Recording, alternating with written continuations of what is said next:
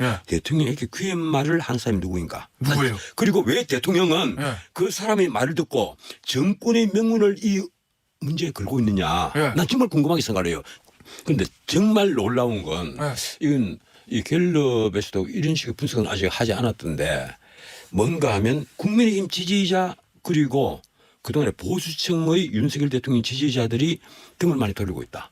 바꿔 말하면 이렇습니다. 국민의힘 지지자가 53% 나왔어요. 국민의힘 지지자 중에서 예. 윤석열 대통령을 누가 얼마나 지지하느냐 불과 53%인데 그게 지난번 2주 전 조사보다 7%포인트가 떨어진 겁니다. 예. 그만큼 등을 돌렸다는 얘기예요. 그런데 그 얘기는 뭐 중도층은 고사하고 핵심 지지층도 예. 등을 돌린다? 보수층은 더 무서워요. 50%가 안 돼요. 43%예요.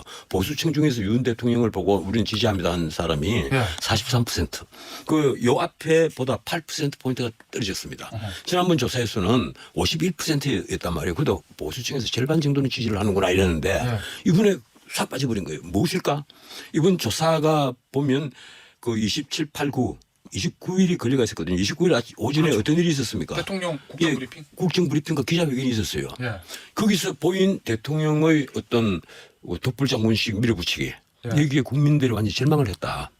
무엇보다도 그건 그걸 보고 산토끼는 고사하고 집토끼도 그렇죠. 집에 나가기 예, 시작했다. 이거. 무엇보다도 예. 대통령의 그 현실 인식, 예, 뭐 지금 응급실 상황이 어떠느냐 하는 뭐 그 문제를 넘어선 겁니다. 이건 뭔가 하면 우리 경제가 잘 돌아간다 이 얘기를 했단 말이에요. 당장 그 이 앞에 이창용 그 한국 하는 총재가 금리를 3.50%포인트, 3.50%로 동기를 했잖아요. 예. 13번째 금통위를 열면서 만장일치로 그것도 예. 동기를 했는데 그 이유가 뭡니까? 가계부채가 예. 작년 연말 기준으로 1886조였는데 엄청난 겁니다 이게. 이거는 자영업자 부채를 뺀 거예요. 그 보탠 실질 가계부채는 2573조입니다. 예. 그냥 가계부채가 1886조인데 그게 고금리가 계속되니까 3월달에 약간 줄었어요. 그런데 그게 다시 왕창 늘어가지고 1896조 2천억이 돼버린 겁니다. 예. 그래서 이 가계부채가 폭증을 하고 집값이 폭등을 하니까 도저히 금리 못 낮춘다. 이창용 그 총재가 그러면서 여러 가지 제안까지 했잖아요. 예. 아는 총재가 그런 뭐 싱크탱크 수장처럼 제안을 할 입장이 못 되는데도 그날따라 많은 제안을 했거든요. 그런데 예. 지금 경제 상황이 좋아요라고 얘기한 걸 비판하셨거든요. 아니 그거 마저 들어보죠. 저는 정말 깜짝 놀랐어요. 이 경제 낙관론을 말씀하시는 걸 보면서 예. 가령 이 앞에 이상용 그 하는 총재가 이 금리를 3.50%로 동기를 하면서 했던 말들. 그럼 그게 전부 다 거짓말이란 말이냐. 우선 당장 내수 부진, 그러다 가계 부채가 폭증을 하고 있습니다. 예. 이 1896조 2천억이라는 게요.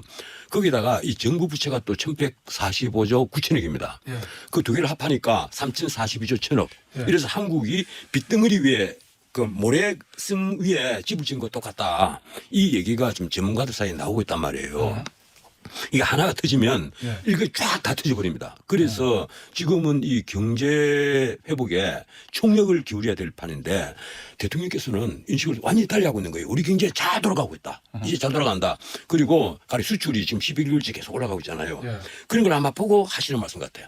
그러니까 그것도 반도체란 말이에요. 가령 8월달 같으면 반도체 그 수출이 120억 달러나 되니까 반도체 그것도 SK 하이닉스가 내놓은 HBM 같은 이 고대 육폭 뭐 메모리라고 그럽니까? 그런 것 때문에 지금 일어나고 있는 현상인데 이걸 두고 우리 경제가 마치 모든 게 잘 돌아가고 그래서 내수도 잘 돌아가는 것처럼 하지만 지금 자영업자들 폐업률이 엄청납니다. 거기다가 연체율이 지금 10%를 넘고 있단 말이에요. 자영업자 연체율이. 그러면 그런 얘기를 자영업자들이 들으면 속이 뒤집어지는 거예요. 지금 대통령이 우리를 모르고 있다. 이런 생각을 한단 말이에요. 대통령의 현실 인식 때문에 실망한 보수층들이 등을 돌리고 그러니까 보수층 또 이제는 보수층 중에서도 등을 돌려갖고 50%가 안 되는 거예요. 거기다 국민의힘 지지를 하는 사람들도 이제는 마구 등을 돌리고 있단 말이에요. 쉽게 말하면 이게 윤 대통령뿐 아니라 내가 할 말은 아닌데 윤 대통령 부부에게 등을 돌리고 있단 말이에요. 이게 언론들 뭐 칼럼들 사설들을 보면 이거 회복하기가 보통 어려운 문제가 아니에요.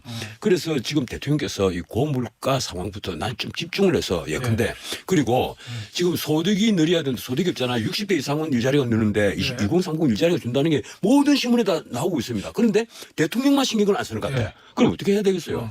그럼 노동 계획을 해야 되는데 그 타이밍을 이미 놓쳤습니다. 예. 그러면 지금이라도 적어도 대통령은 그 비즈니스 라운드를 해서 자 기업체 10대 그룹 다 모입시다. 미국도 그러잖아요. 미국도. 현실을 인정하고 좀 겸허해져라 뭐 이런 예, 말씀이신 거예요? 그래서 대통령이 비즈니스 라운드를 아무리 바쁘더라도 적어도 2달에 한 번 정도씩 하면서 일자리도 만들어 달라고 부탁도 하고 예.